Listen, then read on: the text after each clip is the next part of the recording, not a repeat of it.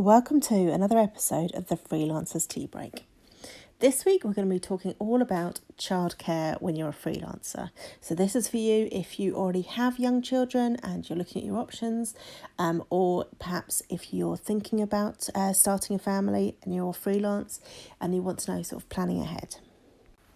So you have quite a few options, but you have to pick carefully because as a freelancer, you need some flexibility and you need to think about costs and things like that. So I'm going to talk about a few different options from the traditional nursery and childminders, the friends and family, which is always an option, but if you have them close by, it's fantastic. Not even worrying about childcare and working it around your child. And then the slightly more unusual things like a live-in nanny, some of the co-working venues that offer childcare, and some child-friendly networking events. So let's get stuck in with the one that I know best, which is nursery. So I looked at a few different options. I looked primarily at nursery and a childminder. I was also very fortunate that my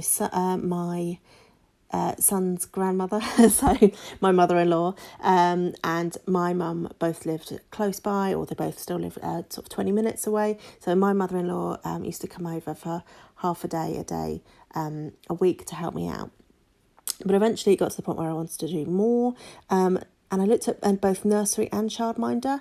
And this is why you can't just think about the logistics, you have to think about the individual child as well. My son's really energetic, very sociable, very extrovert. And I felt that he would thrive better in a nursery environment than he would perhaps in a childminder environment. So we ended up going down the nursery route. Now, there are pros and cons to this, so I'll talk through a few of them. So the pros are it's a larger group of kids, so they make lots of different friends.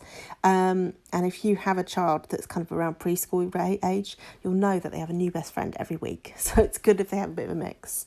So they do lots of different activities. So my nursery, they have a farm that comes in, a little mini farm that comes in every sort of quarter or every season. They have a little mini forest school. They have sports. They have a photographer that comes in. So they do lots and lots of different ones. And I know some other nurseries do languages as well. Another perk is that you can meet lots of other mums and dads, and they have kids parties and things, so it's really great for socialisation. And it's nice to make some other friends who are nursery parent friends, especially if they then end up going up to the same school. And just my personal point of view was that I felt like it had a slightly better structure for learning and hitting learning objectives because they had a structure that worked for everybody, but that might not be the case for all of them. So, cons. Because it's a larger group, your child might get less one-to-one attention. It's often the more expensive option. And it's also less flexible as well. So, for example, I have to pay a month in advance. And on those set days, I have to pay for them all. If he's sick or if we have to swap the days around, you lose money. And same for bank holidays. If a day... I no longer book him in for Mondays because bank holidays always fall on Mondays. And it became really frustrating that because they were bank holiday, I still paid for the day, but he wasn't in. And same for sick days and any kind of flexibility. If I wanted to book an extra day on a Wednesday, I couldn't swap it from another day. I had to add an additional day.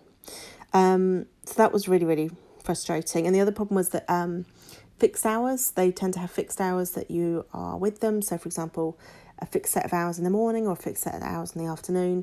Whereas, say, for example, childminders have a bit more flexibility and you only pay for as long as you're with them. So that's nursery. I still feel like it was the best option, but in terms of flexibility and costs, it wasn't ideal on that front. But you've got to go with what you feel is right in your gut. Anyway, childminders. So these are individuals who will look after your child or children in their own home.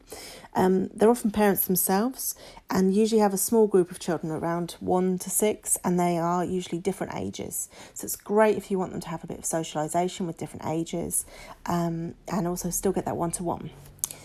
So the pros, they're more flexible, both with times and pickups and changing days. Generally, they're a lot more flexible. That also comes to holidays as well. You can book a holiday and not have to worry quite so much. You get the consistent care of your child. So you know exactly who's looking after your child every day. Whereas nursery, there tends to be a bit more of a turnover. And there's very few people that have stayed for the entire time he's been at nursery. So like I said about the smaller groups, you get more one-to-one. Many childminders will take their kids out for the day to different places, so whether it's libraries or soft play or all sorts, and you don't usually have to pay for that extra, so that's a really nice thing. It is usually more affordable than nursery, but it's still regulated as normal. Some of the cons, if your childminder is on holiday, you'll be without childcare. Sometimes they they'll work with another childminder and they will look after your children, or they'll have some kind of agreement with another childminder, but generally it can be a bit tricky around holidays. And the working hours can be shorter. Equally, some of them will do even longer hours than a nursery. Whew, grab a breath there. Okay, next option, family and friends. This is wonderful if it's an option, but I know it's not an option for everybody. And it's not all pros either. So the pros and cons. And the pros are it's often free. So it's particularly with family, it's often free for them to help out, or like grandparents might be a bit more involved. But obviously if you can pay them or in some way exchange skills or something like that, that would be fantastic. But it isn't just family either. You could also consider a swap with another self-employed parent. So, for example, on a Tuesday, you have both the kids. On a Wednesday, they have both the kids. So then you don't miss out. And actually, sometimes having another kid around the house means that your kids are occupied and it's quite good for you as well. Right. So there's a bit more flexibility. Family and friends tend to be a bit more understanding. And they know your child. They know them inside out, which is great because they're more understanding in one way, but also less likely to put up with any silliness from them as well. So cons.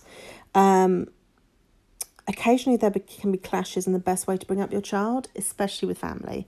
So you need to make sure that you and the person that will be helping out are both clear about what's kind of expected, what's acceptable, for example, things like sugar and intake and things like that. So just make sure you're both on the same page with that kind of thing. And obviously there's problems with, there's no regulations, learning targets or any kind of training or anything like that. So that's something you kind of have to accept, but you're getting free childcare from your family or friends. So it's a wonderful luxury. Okay. What about if you don't have any childcare at all and you're just looking to fit it around your children's routine? So, for example, you might decide you're just going to work in the evenings or just during their nap times. So, pros, it's free, it's flexible. It's only you and your partner or even just you looking after the child, so you know what's happening, and you don't miss out on any big milestones. The cons.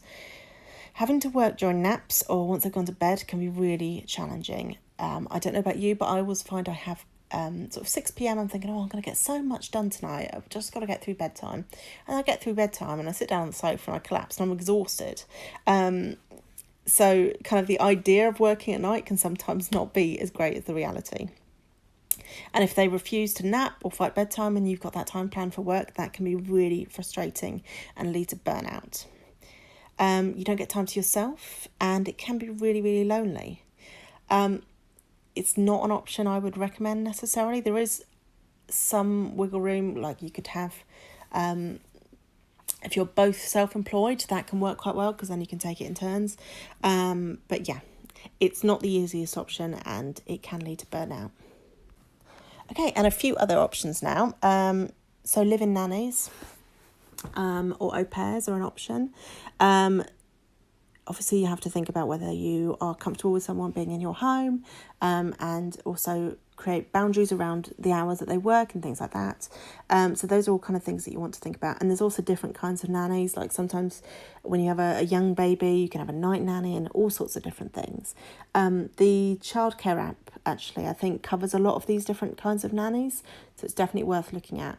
Another option is a babysitter or a mother's helper. Who can come in and just keep an eye on them while you work at home. So that kind of is an alternative to, it's somewhere between childminder and no childcare at all. There are also some brilliant co-working venues popping up across the UK that also have some kind of childcare or creche involved. It can be quite challenging for these co-working venues to keep going because the costs are very high. They have to hire someone full time. So if you do have one in your area, definitely utilise it to make sure that they can keep going, because these are the kind of things that we need to encourage more parents to go freelance or to use these kind of things. And then you've got child-friendly networking events like Freelance Mum's networking events. She has networking events where you can go along and bring your kids, and they've got some bits and pieces for them to play with, but also net walking where they meet up and they walk around an area of Bristol with buggies and everyone can network while they walk, which I think is a really lovely idea. And then finally you've got options like IKEA has a creche. So if you are near an IKEA and you're desperate for a little bit of work time, I think it's 3 and up, but you can take them along, pop them in there for a couple of hours, get some work done, and then have a nice IKEA lunch or dinner afterwards with them. You can look at soft play. Obviously it's not ideal because you've still got to keep an eye on your kids, and soft plays, I don't know if you've ever been to one, but they are a maze of horror and soft play and kids running around and snot and all sorts of things. So it's not the most stress-free environment. So there are 2 other things I want to mention to sort of finalise or conclude this. Tax-free childcare and the 33 hours. So a lot of people don't know about the tax-free childcare, but as a freelancer, it's very useful. You can set up an account with HMRC, and essentially you pay in 80% of your childcare costs and they pay in 20%. So it's really, really useful if you're struggling with just that little bit more to get them in for a day or two, or if you just need some help. And we don't get the benefits of childcare vouchers necessarily, although you might have a partner that does. But if you don't, tax-free childcare is a really, really good option. And I will pop the link to an article I've got about that on my blog. And then 33 hours. So there is the 15 free hours, which I get. I think that's to do with if you're on very low income and things like that.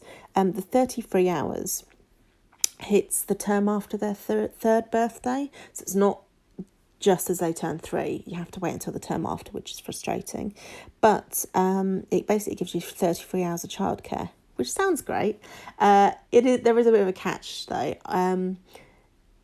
A lot of these childcare providers, particularly nurseries, will only allow you to take those 33 hours out of certain allocated times during the day.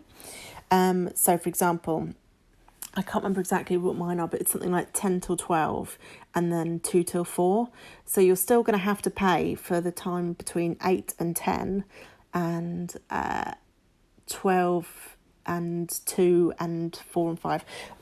You've basically still got to pay for the time around that. So you can't just use it and say 30 per day, 30 hours, which I think is sort of 3.5 days. You can't just do 3.5 days. You have to take it out of the allocation. So you're still going to be paying for something.